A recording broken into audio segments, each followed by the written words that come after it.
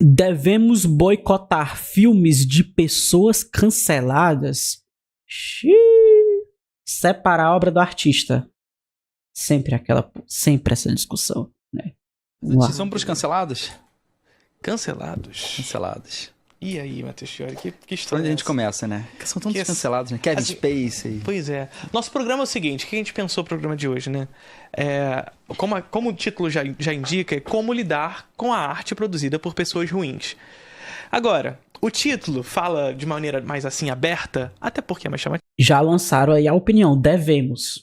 Uhum. Porque aquele negócio, né? Se eu falar arte produzida por pessoas ruins ou pessoas que ideologicamente estão contra o que a gente acredita ou... Não, então é arte produzida por pessoas ruins. Mas a gente vai estender essa lógica para pessoas que não necessariamente estão de acordo com o que a gente acredita também. Exato. Então, por exemplo, a gente vai falar sobre Clint aqui? Vamos. Significa que o Clint é uma pessoa ruim? Não. Tá? Fica bem claro já no início desse programa. John Milius, um diretor de direita. Sim. Grande diretor. Pessoas de direita costumam ser? Sim. Mas não é o caso do Clint. Clint é um bom velhinho. Deixa ele um lá velhinho, quietinho. gente boa. Quietinho não, faz mais um filme, cara. Velhinho, gente boa. Descansar. Deixa o velho descansar. Né? Tá bom. Pô, mas depois desse filme... Gostou então? Cara, depois desse filme você vai falar pra ele descansar? Ele tem que descansar, pô. Deixa ele terminar em anual. Cara, o Clint tá com quanto? 91? 92, 94, já esqueci, velho. Um diretor que é foda. Caralho, qual é o nome dele, velho? É o português, pô. Cara, ele fez filme na época do cinema mudo. O cara fez filmes do cinema mudo até o cinema digital, pô. Ele morreu com 100 e poucos anos. Caralho, qual é o nome do diretor, cara? Diretor português. Ele simplesmente atravessou todas as eras do cinema.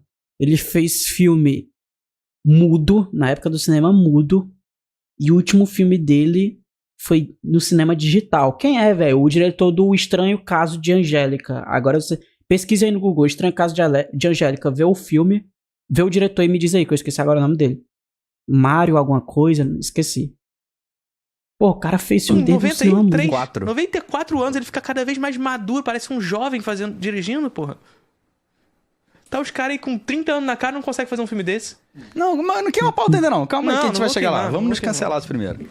Essa pauta a gente puxa muito porque o assunto do Jay-Z tá em alta e muita gente na música fala, pô, e agora? Eu adoro ouvir Jay-Z. Porra. Posso fazer uma... O que aconteceu? Manuel de Oliveira, perfeito. Manuel de Oliveira, ele mesmo, fez filmes no cinema mudo e fez filmes no cinema digital. Jay-Z, cara... O Jay-Z, ele tem aquele álbum dele que eu acho um descasso, que é o Black Album, tá? E aí ele tem uma música, que é a música que é do aniversário dele, acho que é, sei lá, 16 de dezembro, alguma coisa assim. Deu 16 de dezembro, eu postei a música nos stories. Todo ano eu posto, 16 de dezembro. A música do Jay-Z, pá, postei. Um dia depois sai a porra da discussão. Ou sai a porra da acusação de que o Jay-Z tinha assediado uma menor de idade. Não tem como confiar nesses caras. Nunca mais vou postar nos stories música de rapper. De homem. Não dá pra confiar. Um dia depois, já. Inacreditável. Continua ouvindo Jay-Z, amigo. Ele já é bilionário. Vocês... dito isso, o Black Album é o descanso. Centavos no Spotify não vão mudar isso, sabe? Mas é porque ele tá envolvido na treta do P. Diddy, ele foi acusado de estuprar uma adolescente, uma criança, não tenho certeza das informações, no ano de 2000, se eu não me engano. E vão cavar e descobrir mais coisas, né? Vieram, pô, e agora como é que eu lido com a arte dele? Do jeito que você quiser, basicamente. Quer parar de ouvir? Para de ouvir. Se você for crítico musical, você não vai poder parar de ouvir se ele lançar uma música, né? Só sorte que ele tá aposentado, na verdade. Sim. Mas vamos puxar isso pro cinema, né? Aproveitar e falar disso, porque é um assunto que sempre é discutido, sempre é perguntado como lidar com isso. Como eu lido com os filmes do Griffith. Começar a postar do Kevin Spacey. A gente tem a compreensão que o boicote é uma ação muito mais individual do que eficaz. Sim. Né? Então, assim... Vou postar a Zélia Banks. Eu vou boicotar a obra de arte desse cara aqui. Tá bom, vai lá. Não assiste. Se você não se sente confortável assistindo mais a obra desse cara, não assiste. Não vê. Não ouve e tá tudo bem. Tipo, eu não vejo mais filme do Lanthimos. E ele não fez nada de errado, né? Pessoalmente, até onde eu sei, sabe? Eu já o cara pode deixar de ver um filme do maluco que, pô, é ruim, sabe? Pois é. Que é uma pessoa ruim, no caso. Sim. Cara, vou dar aqui um dos poucos exemplos de artistas que sofreram um cancelamento e que eu realmente parei de ouvir, que eu passei a ver toda a discografia dele como uma merda. Vai ser um pouco específico, mas assim, eu gostava muito do Young Buddha. E tipo assim, quando eu escutava o Young Buddha e ele tinha aquelas letras dele cringe, assim, dele falando de góticas e essa estética anime, eu pensei que era tudo estético. Eu pensei que era tudo estética. Aí quando veio os cancelamentos dele, como ele tratava as ex deles e como ele era realmente fetichista, aí eu parei de escutar a música dele, porque eu escutava a música, eu achava que era um bagulho puramente estético. Caralho, mano, o cara era assim mesmo, tá ligado? Aí perdeu completamente, assim, não consigo mais ouvir Young Buddha hoje em dia. O Kanye West, ele é um cara que, tipo assim, quando eu escuto, por exemplo, depois de tudo que aconteceu, quando eu escuto um Sem Pablo, eu ainda escuto porque é tipo uma musicaça. Só que eu fico triste. Depois eu termino de escutar e eu fico tipo, caralho, esse cara se tornou o que ele é hoje. Então é um mix de sentimentos.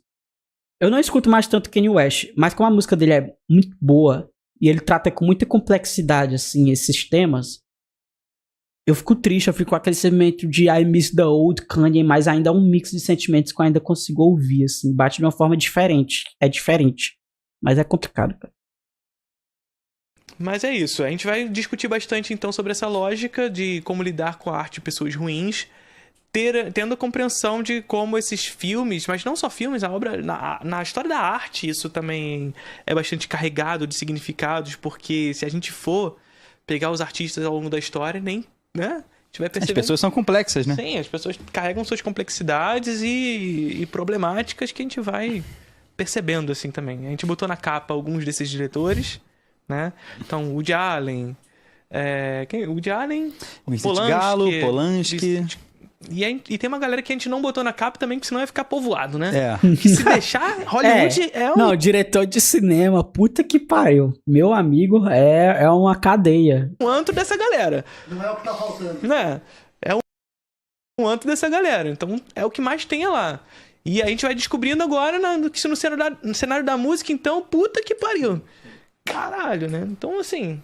Acho que o cinema ainda é pior, hein? Kinkdu, que Cinema dá é pra fazer, porra, uma lista infindável aí. Não dá pra a confiar gente- em quem faz cinema, Bergman. tá, gente? Vai parar de ver Bergman?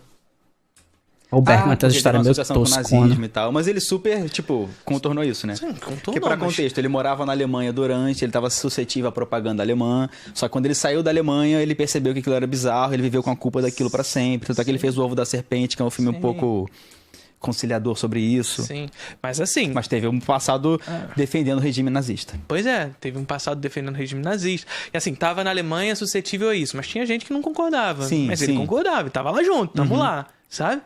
A gente não pode também romantizar a parada. Não é nem romantizando, é tipo... Por exemplo, o caso do Polanski. Ele é um monstro. Isso é um fato. E o Ao mesmo Polanski é o pior de todos, não tem como passar pano. Tenebroso. Ele é um cara que cresceu num campo de concentração e viu os dois pais sendo assassinados pelos nazistas num campo de concentração. Sim. Esse cara nunca vai ser normal. Não. Ele é desgraçado da cabeça desde sempre.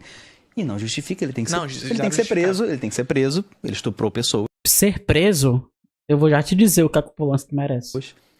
Mas é óbvio que esse cara ia ser maluco, sabe? Que ele não ia bater Assim, eu tento ser antipunitivista, né?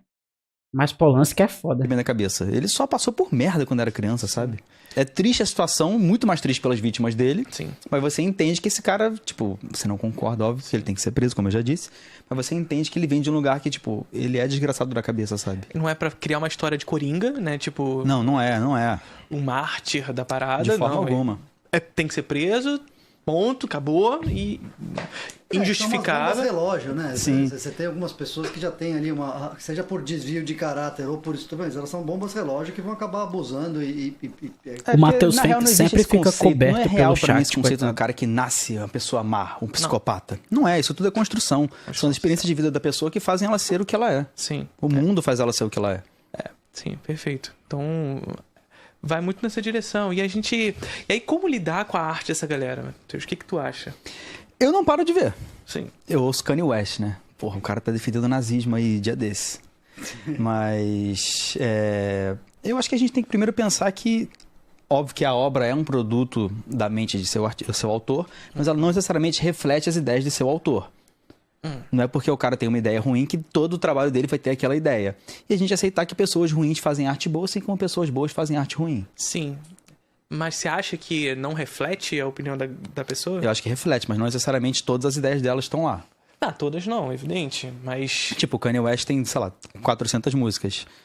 Não tem música dele que tá falando de nazismo ali, sabe? Tem Não. música que ele fala que odeia nazista também. Sim. Sim.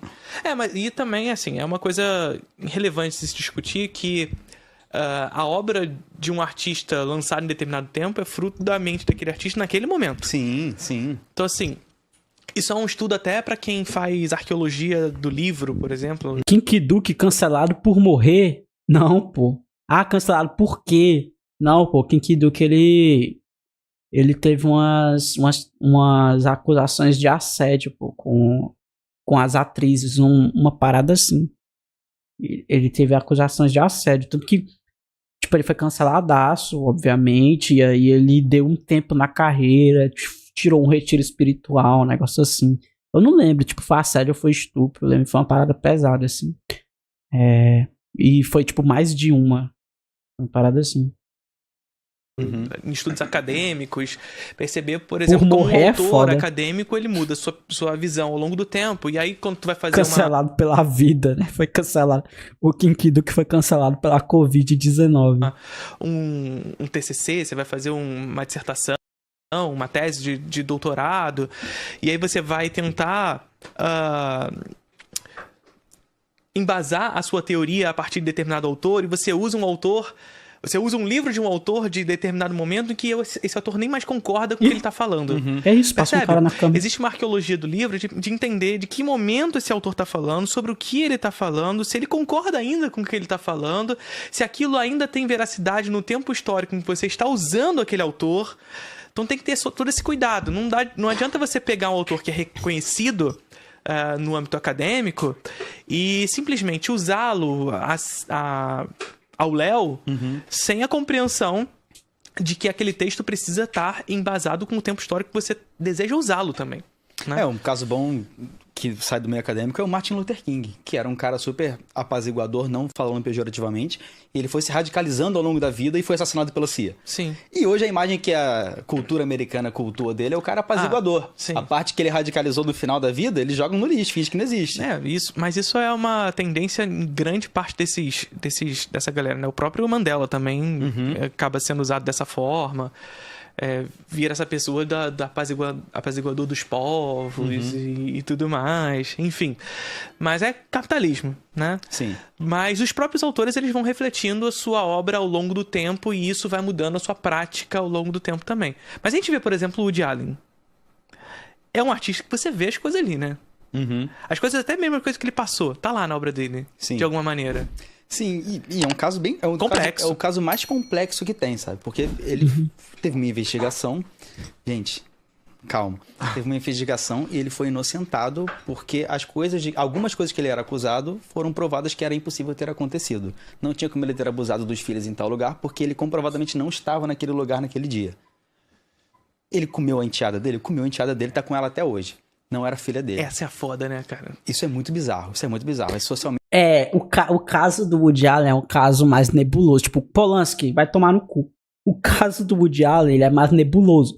Porque ele é moralmente bizarro. Porque ele namorou com a enteada. Namorou não, casou com a enteada, né? Mas o caso criminal do Woody Allen é outro, né? Não é com a enteada. É com outra...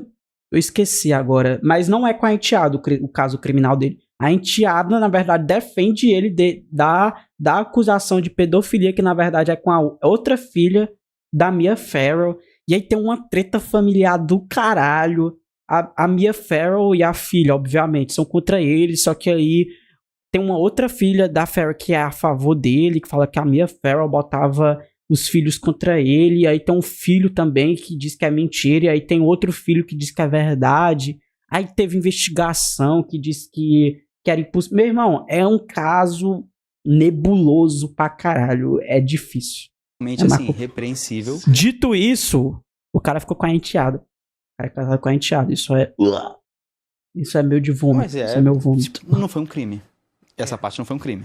Mas é uma coisa muito feia. Muito feia. Ele sacaneou muito pra caralho tosco. o moleque mais confiou nele, que era a esposa dele. não é sabe? nem feio, né? É uma coisa horrível. escrota horrível. pra caralho. Pra caralho.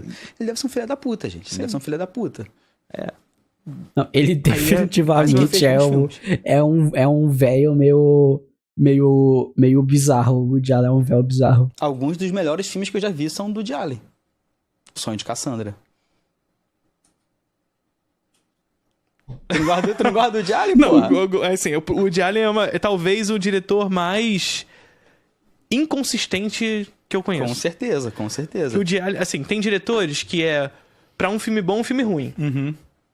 O Woody Allen pra um filme bom tem 8 ruins. Sim, concordo. Até porque ele tem filme Principalmente pra na fase caralho. que ele tá só tentando fazer o Bergman 2.0, né? Setembro é horrível, não, por mas exemplo. então, essa fase tem coisinhas ali. Porque não tem filme ruim. Não tem filme bom, mas não tem filme ruim. São filmes... beleza, ele tava tentando ali fazer uma coisinha. Mas tu pega Um Dia de Chuva em Nova York, por exemplo, é uma tragédia. Eu acho Pois horrível esse cara. filme. Porra. Esse eu acho um filme misógino de verdade. Sim, pois é. Então, o Woody Allen vai cair nesse lugar, né? Que é meio complicado. Mas como lidar com a obra de um artista ruim, assim, a gente tem a compreensão de que uma obra lançada ao mundo ela vai pertencer. Sim. Né? E dizer isso não é desvincular o artista de sua responsabilidade com a obra. Sim. Né? Então, o próprio Jacques Rivette, ele vai fazer um texto, o da abjeção, quando ele vai falar sobre a representação holocausto e tudo mais, que eu não vou falar sobre isso de novo, mas ele vai falar justamente sobre essa necessidade de uma consciência prévia desse realizador, né? E, enfim, isso parte dessa presunção, justamente, dessa percepção de que o artista deve ter essa consciência do que ele está fazendo e da responsabilidade que ele tem com aquela obra. Com certeza. Porque, mais uma vez, mesmo que a obra seja... Ao ser lançada ao mundo ela vai pertencer, ainda assim, essa obra é reflexo daquilo que produziu. Então, a relação da obra de arte é uma relação quase divinificada. É quase uma relação de criador-criatura. Né? Deus criou o homem à sua imagem e semelhança. O artista criou a sua obra à sua imagem e semelhança. Na obra de arte, há esse artista. Agora, no cinema há uma complexidade ainda um pouco maior, que é uma arte coletiva. Percebe qual é a parada? Porque por mais que historicamente a gente discuta essa noção de política dos autores, de que o diretor é o autor de uma obra de arte, e de fato, na obra de arte, a ideia pertence ao diretor, carregar esse discurso de maneira pura é idealismo. Sim. É idealismo porque não é o diretor que exclusivamente vai produzir aquilo, sobretudo inserido num sistema industrial. Hollywood, por exemplo. Sabe? Cinema é a arte mais coletiva do mundo, né? Onde vai ter um produtor batendo na tua porta pra dizer o que você tem que fazer, onde vai ter o roteirista que vai dizer o que tem que ser feito num sistema onde o roteirista vai ser mais ouvido do que em determinados momentos históricos do que o diretor. Enfim. Então, essa noção individual, ela é quase que idealista no sentido de responsabilizar uma única pessoa pelo que está sendo produzido. Mais uma vez, não dizendo que não... Que aí entra aquela discussão também, né, que o pessoal sempre fala, tipo, lançou um filme, sei lá, com um ator ou um diretor que fez merda, e aí a pessoa, vou boicotar, eita caralho, vou boicotar esse filme. Aí o pessoal sempre traz aquele argumento, né? Mas os trabalhadores, mas o câmera, mas o cara da fotografia, tu vai tirar todo o ganha-pão dessas pessoas e não sei o quê. Acho que, primeiro que, assim... A pessoa já recebeu, né? Vamos falar a verdade. Esses trabalhadores aí já receberam. E segundo que... A realidade é que na prática eu boicoto todos os filmes. Eu vejo tudo pirata mesmo. Então foda-se também. São responsáveis também. Até porque ele é o diretor daquilo ali. Mas, por exemplo, quando a gente vê filmes com Kevin Spacey, que a gente já falou, que também tá na capa aqui. O belo e o moral é isso, tá? Resumindo, o belo e o moral é ver pirata. Spacey não é diretor dos filmes que ele está representando. Sim. E aí, o que faz? O próprio John Wayne. John Wayne é uma das figuras mais racistas da história de Hollywood. Tem um filme, ele era produtor também, e perguntaram, por que não tem negros nos seus filmes? Ele falou, tem, fazendo o que eles têm que fazer. Aí falando, tipo, coisas do backstage, sabe? Porque pra eles os negros não tinham que estar de frente da câmera. O cara era um monstro, era uma pessoa horrível. E mesmo assim, É impossível você estudar a história do cinema sem passar Sem pelos passar filmes por que o John John Wayne participou, sabe? Sim, sim. Sem passar por filmes do John Ford, é claro que a proporção é outra coisa, mas também foi um republicano. Tem contradições aí, porque o cara era republicano, mas ele se desvinculou e teve todo um processo histórico aí envolvido. Ao mesmo tempo, o John Ford era um cara visto de direita, ele é mais progressista do que qualquer cineasta contemporâneo. Sim.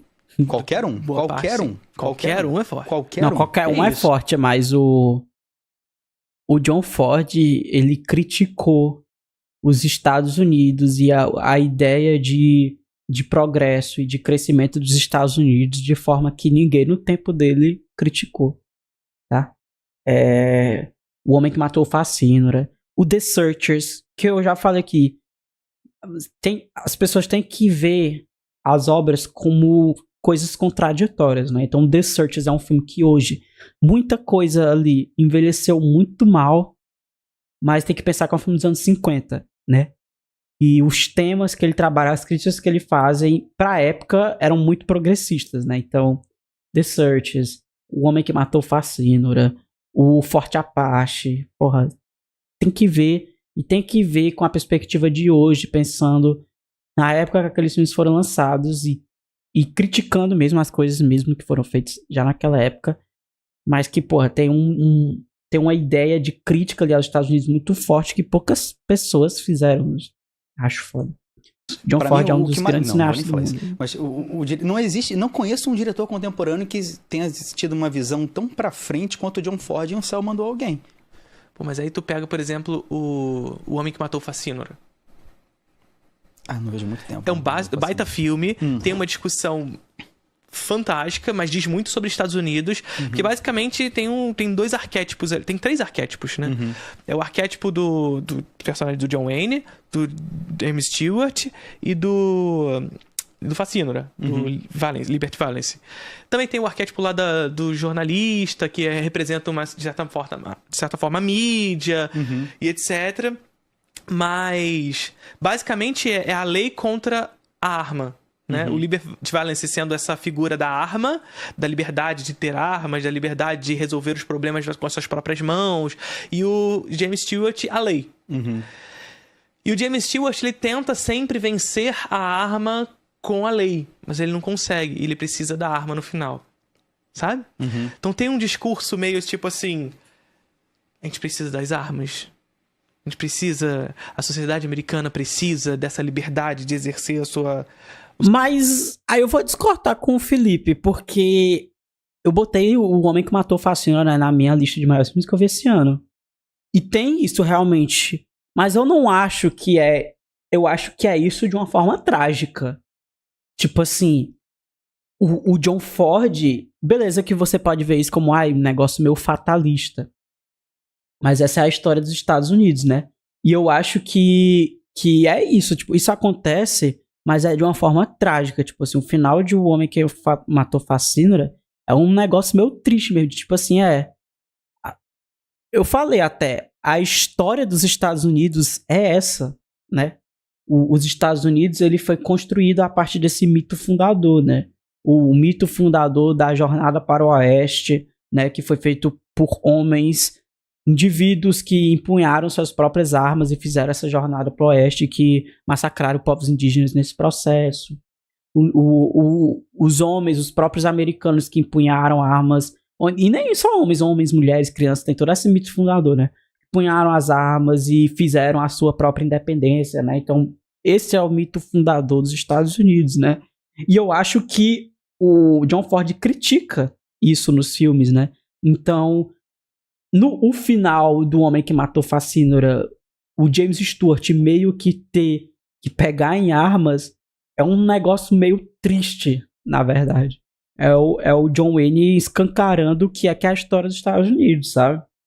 E é por isso que o debate armamentista nos Estados Unidos é um negócio causa tanta polêmica e é tão difícil, né? Porque a arma, ela tá no nascimento do que é os Estados Unidos, né?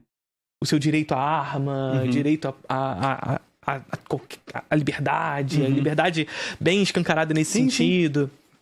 Enfim, então, ao mesmo tempo em que o John Ford faz Vinhas da Ira, Como Era a Vez de Meu Vale, ele também traz esse discurso bem republicano Sim. em alguns momentos. E que expõe uma certa contradição, porque o Homem que O John Ford é contraditório pra caralho. E eu amo isso. Matou o Facínora é um filme que, em determinado momento, parece progressista, mas ele vai caindo pra cá de vez em quando. É muito do que o Clint faz. Sim, pra caralho. Sabe? O Clint é esse diretor que expõe essas contradições no seu próprio pensamento e dos Estados Unidos. Eu acho até que é um legado. O Ford fazia isso, o Hal Walsh fazia isso, e depois veio o Clint e o Tim Miller fazendo isso. Então são diretores que puxam ali um legado dos grandes eu sinto cineastas que do começo do século o Clint passado. é uma espécie de continuador. Continuador, exatamente, Total. essa é a palavra. É diferente do Brian De Palma, por exemplo, que é um diretor que é muito mais um... Revisionista, talvez? É o maneirista, né? É o que vai subir sobre o cadáver do moderno. O Clint não, ele vai continuar essa obra, ele vai seguir com essa obra. Sim. É como se o Ford estivesse aqui, Sim. fazendo os filmes dele, né? Claro que o Clint tem sua própria visão, mas é um continuador desse Estados Unidos clássico, digamos Inclusive, assim. eu acho que o filme novo dele, Jurado Número 2, tem muito a ver com o John Ford, mas a gente fala disso depois. Vamos falar daqui a pouco. Mas é isso, assim, uma obra de arte ao mundo ela pertence, lançada ao mundo ela pertence, o que não significa que isso retire a responsabilidade do autor e muito menos do espectador na percepção daquela obra. O autor, o espectador. E quando a gente diz que a obra de arte ao mundo pertence, é ter a noção de que, semanticamente, o espectador irá ler aquele filme de uma maneira que não necessariamente é aquela que o diretor realizou. Sim, o próprio caso do Roma, do Cuarón, que é um filme super divisivo, porque a intenção dele era fazer um retrato não nostálgico sobre a infância dele, mostrando como a empregada doméstica era explorada. E acaba que o filme está reafirmando e explorando a imagem dela. Então, saiu pela culatra. E não foi a intenção dele. Claramente não foi a intenção dele, mas é o que aconteceu, sabe? Sim, perfeito. E aí é isso. A gente tem a compreensão de que nós, enquanto espectadores, vamos estar evidentemente contaminados pelo aquele que realizou. Sobretudo quem sabe quem realizou. Porque isso aqui é importante também. Porque a maioria das pessoas não assiste o filme na consciência de quem realizou. Sim, sim. E acabou. E é isso. Tá. O cíclico debate de boicotar pessoas canceladas. Já falei aqui, o belo e moral é baixar Piratão e ver o filme, não financiar, e tá aí. Este é literalmente que significa separar a obra do artista. Pegou a obra e cortou. Tá aqui o artista, tá aqui a obra, né? Cortou no meio, viu a obra e o artista não recebeu nem um centavo, né? É isso.